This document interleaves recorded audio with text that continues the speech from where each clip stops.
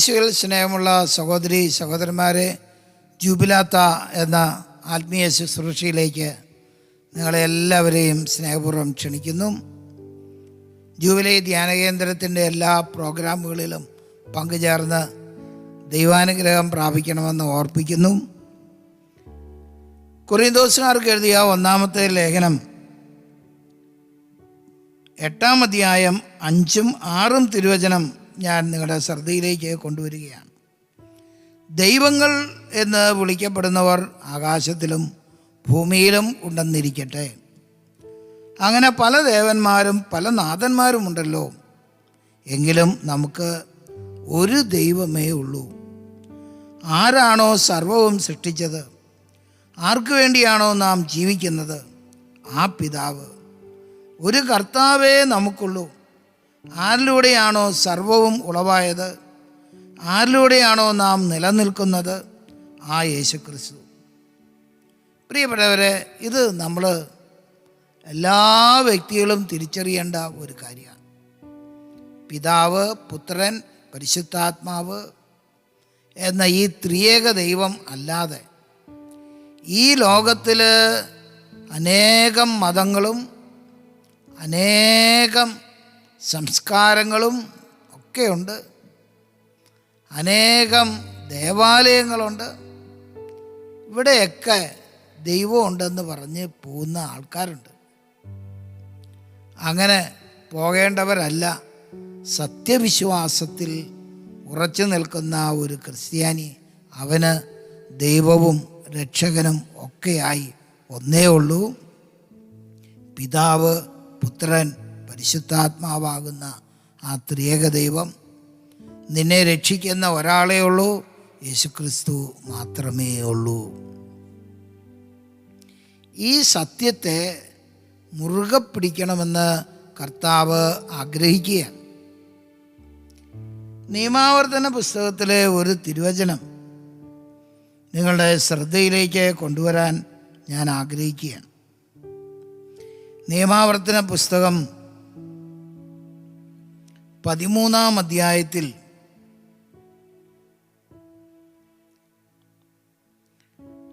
6, 7, 8 തിരുവചനം ഞാൻ നിങ്ങളുടെ ശ്രദ്ധയിൽ കൊണ്ടുവരുന്നു.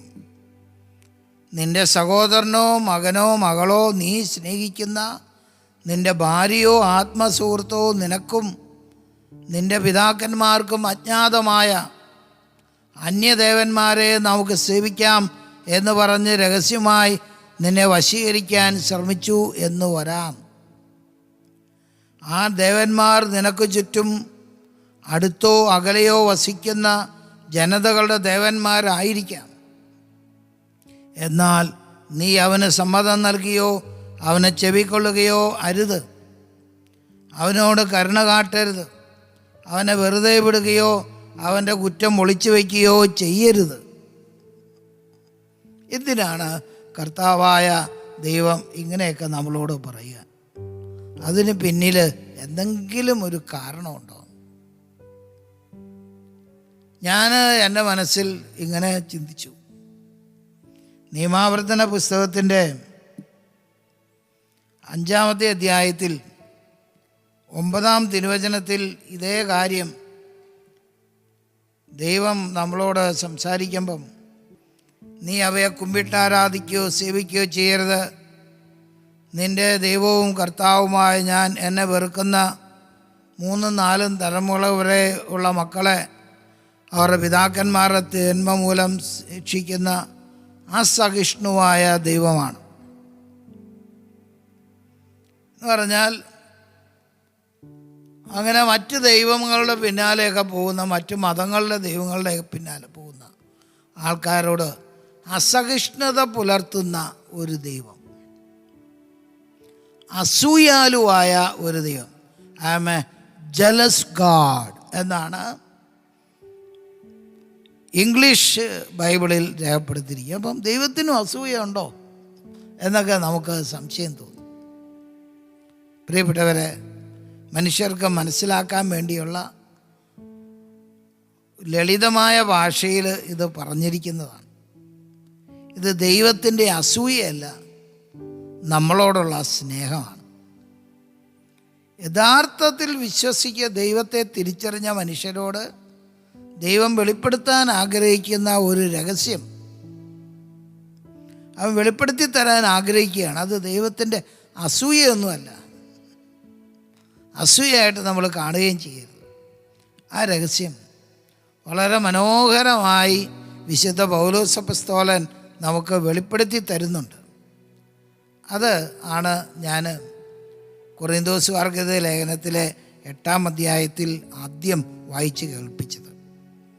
അതിൻ്റെ തുടർച്ചയായിട്ട് വിശുദ്ധ പൗലോസ് അപ്പോസ്തലൻ 10-ാമത്തെ അധ്യായത്തിൽ കൊറിന്തോസുകാർക്ക് 1-ാം ലേഖനം 10-ാം അധ്യായത്തിൽ 20-21 വചനങ്ങളിലും വ്യക്തമാക്കുന്നുണ്ട്.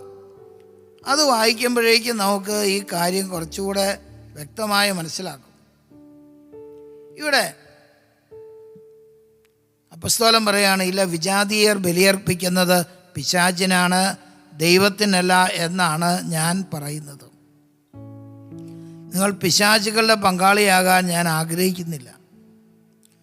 ഒരേ സമയം കർത്താവിൻ്റെ പാനപാത്രവും പിശാചുകളുടെ പാനപാത്രവും കുടിക്കാൻ നിങ്ങൾക്ക് സാധിക്കുകയില്ല.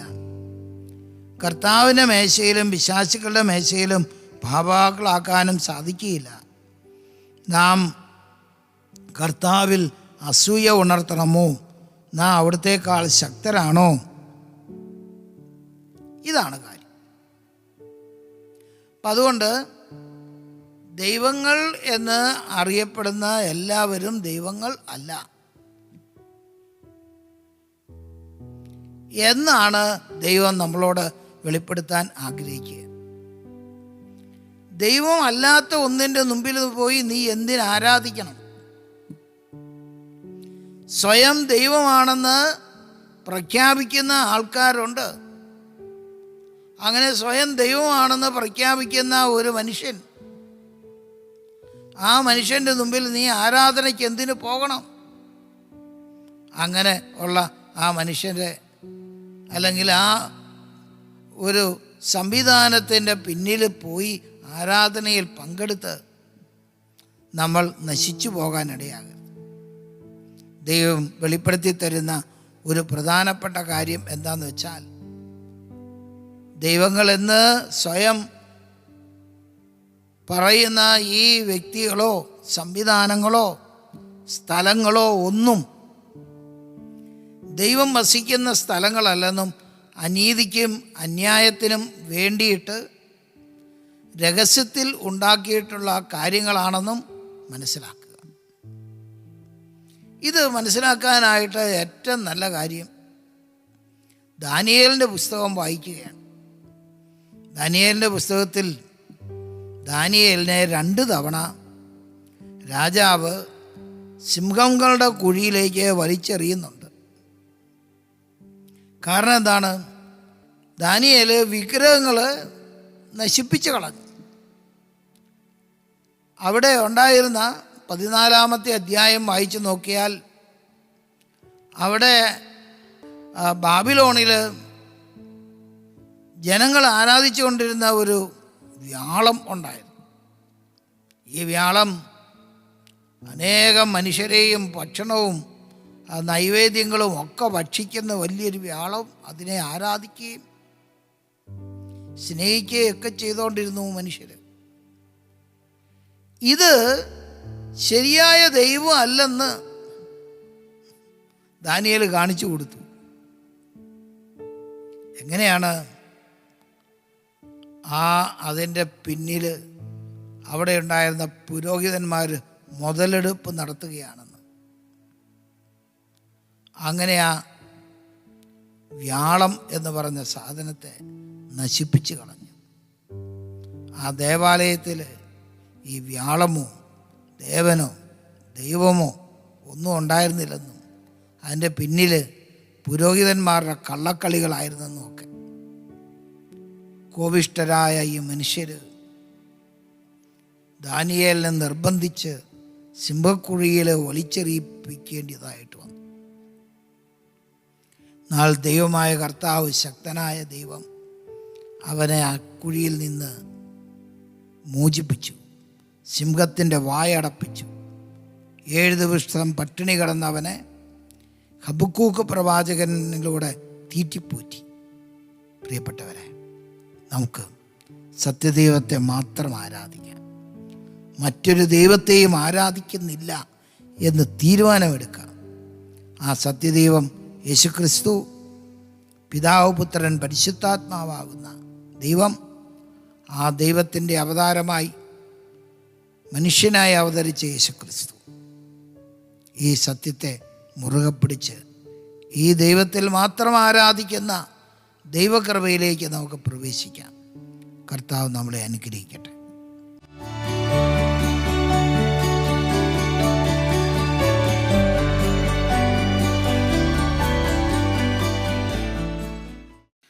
യേശുവിൽ പ്രിയമുള്ളവരെ, കാരുണ്യവാനായ ദൈവത്തിൻ്റെ അത്ഭുതകരമായ വിടുതലും ആശ്വാസവും നമ്മളിലേക്ക് കടന്നു വരികയാണ്. ഏതെങ്കിലും നാളിൽ നമ്മൾ കർത്താവിനെ നിഷേധിച്ച് ദൈവാനുഗ്രഹത്തിൽ നിന്ന് അകന്നുപോയ നാളുകളുണ്ടെങ്കിൽ ഇതെല്ലാം ദൈവത്തോട് മാപ്പ് ചോദിച്ച് അനുഗ്രഹത്തിനായിട്ട് മുട്ടുകൾ മടക്കി നമുക്ക് പ്രാർത്ഥിക്കാം.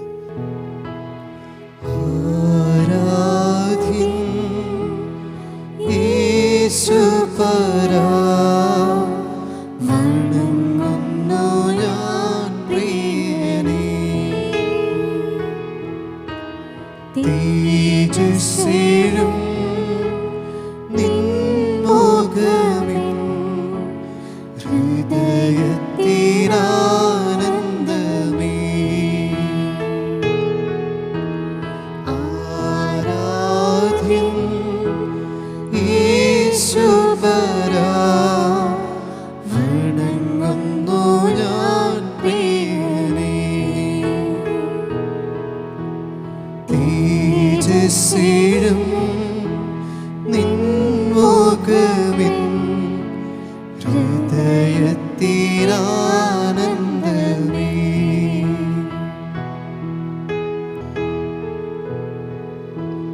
നിൻ കൈകൾ എൻ കണ്ണീർ തുടയ്ക്കുന്നതറിയുന്നു ഞാൻ.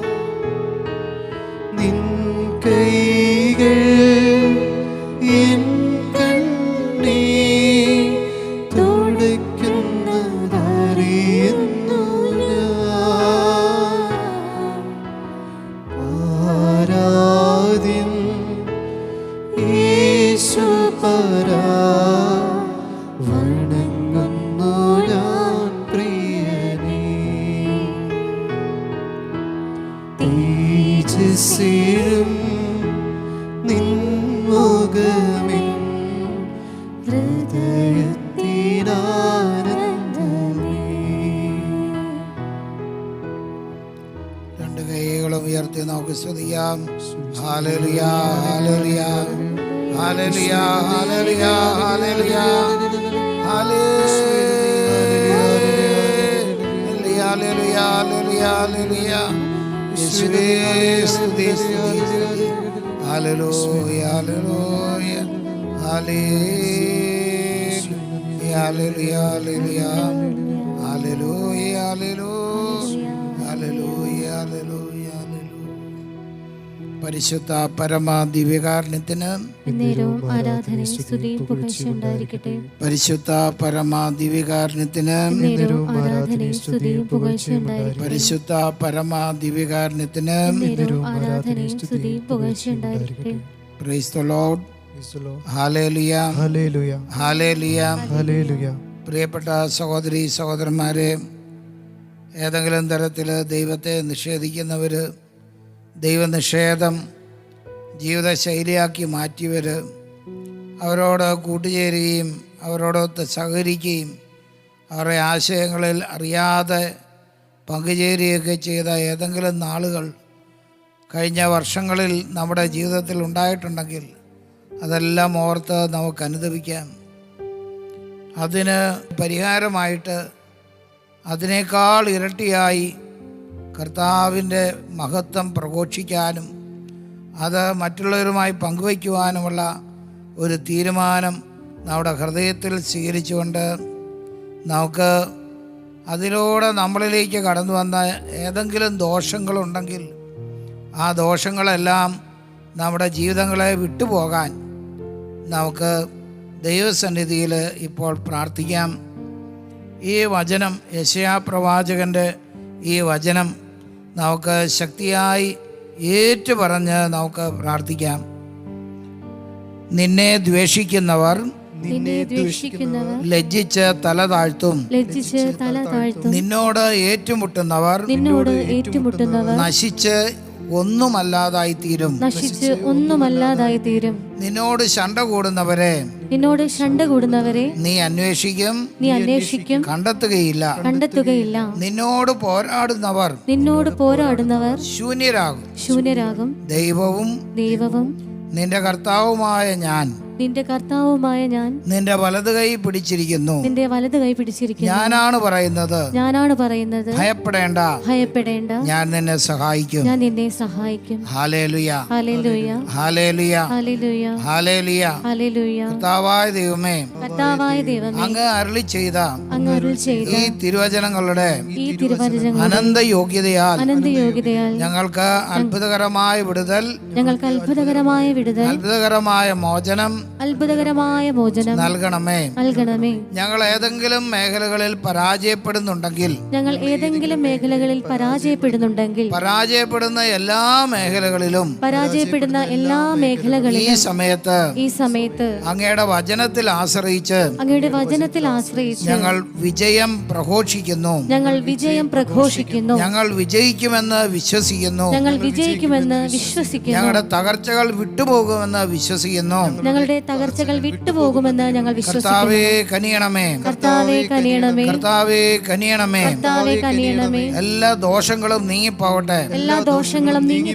യേശുവിന്റെ അത്ഭുത നാമത്തിൽ ഞങ്ങളിൽ വിടുതലും സൗഖ്യവും സംഭവിക്കട്ടെ. Hallelujah, hallelujah, hallelujah. യേശുവേ, ഞങ്ങളുടെ അതിഘോരമായ എല്ലാ പാപങ്ങളും ക്ഷമിച്ച് ഈ ജീവിതം അനുഗ്രഹമാക്കി തരണമേ. പരിശുദ്ധാത്മാവിൽ നിറയ്ക്കണമേ. യേശുവേ നന്ദി, യേശുവേ സ്തോത്രം. അതിഘോരമാ എൻ പാപജീവിതം നിന്ദയ തേടുന്നു കരുണാമയ. അതിഘോരമാ എൻ പാപജീവിതം നിന്ദയ തേടുന്നു കരുണാമയ. കൈകൾ ഉയർത്തി. വഴിവിട്ട ബന്ധങ്ങൾ, അടങ്ങാത്ത മോഹങ്ങൾ, അടിതെറ്റി വീഴുന്നു അതിദാരുണം. വഴിവിട്ട ബന്ധങ്ങൾ, അടങ്ങാത്ത മോഹങ്ങൾ, അടിതെറ്റി വീഴുന്നു അതിദാരുണം. നിലവിളിച്ച് പ്രാർത്ഥിക്കാം. കടലേ കരം നീട്ടി എന്നെ കരകയറ്റി ദാസരിൽ ചേർക്കണേ. കണ്ണീരൊഴുക്കി ഞാൻ പാദം കഴുകുന്നു. പാപം ക്ഷമിക്കണേ, ശിക്ഷകൾ നീക്കണേ. കരുണക്കടലേ കരം നീട്ടി എന്നെ കരകയറ്റി ദാസരിൽ ചേർക്കണേ. കണ്ണീരൊഴുക്കി ഞാൻ പാദം കഴുകുന്നു. പാപം ക്ഷമിക്കണേ, ശിക്ഷകൾ നീക്കണേ. കൈകൾ നെഞ്ചോട് ചേർത്ത് നമ്മുടെ എല്ലാ ബന്ധനങ്ങളിലേക്കും കർത്താവിൻ്റെ തിരുരക്തം ഇറങ്ങി വന്ന് വിടുതലും മോചനവും സൗഖ്യവും ആശ്വാസവും പരിശുദ്ധാത്മാവിൻ്റെ അഭിഷേകവും പ്രദാനം ചെയ്യുന്നു. നമുക്ക് പ്രാർത്ഥിക്കാം. എന്നെ നിന്ദിക്കുന്ന ദുഷ്ടാത്മശക്തികളെ ഈ യേശുവിൻ രക്തത്താൽ നിർവീര്യമാവുക. എന്നെ ബന്ധിക്കുന്ന ദുഷ്ടാത്മശക്തികളെ യേശുവിൻ രക്തത്താൽ നിർവീര്യമാവുക. യേശുവിൻ നാമത്തിൽ വിടുതലും സൗഖ്യവും പാവനാത്മാവിൻ സഹവാസവും നൽകണേ. യേശുവിൻ നാമത്തിൽ വിടുതലും സൗഖ്യവും പാവനാത്മാവിൻ സഹവാസവും നൽകണേ. കൈകൾ ഉയർത്തി കരുണക്കടലേ കരം നീട്ടി എന്നെ കരകയറ്റി നിൻ ദാസരിൽ ചേർക്കണേ. കണ്ണീരൊഴുക്കി ഞാൻ പാദം കഴുകുന്നു, പാപം ക്ഷമിക്കണേ, ശിക്ഷകൾ നീക്കണേ. ആശീർവാദം സ്വീകരിച്ചുകൊണ്ട് പാടാം. കരുണക്കടലേ കരുണക്കടലേ കരം നീട്ടി എന്നെ കരകയറ്റി നിൻ ദാസരിൽ ചേർക്കണേ. കണ്ണീരൊഴുക്കി ഞാൻ പാദം കഴുകുന്നു, പാപം ക്ഷമിക്കണേ, ശിക്ഷകൾ നീക്കണേ. പരിശുദ്ധ പരമാദിവികാരണത്തിന് എന്നേരവും ആരാധനയും സ്തുതിയും പുകഴ്ചയും ഉണ്ടായിരിക്കട്ടെ. പരിശുദ്ധ പരമാദിവികാരണത്തിന് എന്നേരവും ആരാധനയും സ്തുതിയും പുകഴ്ചയും ഉണ്ടായിരിക്കട്ടെ. പരിശുദ്ധ പരമാദിവികാരണത്തിന് എന്നേരവും ആരാധനയും സ്തുതിയും പുകഴ്ചയും ഉണ്ടായിരിക്കട്ടെ.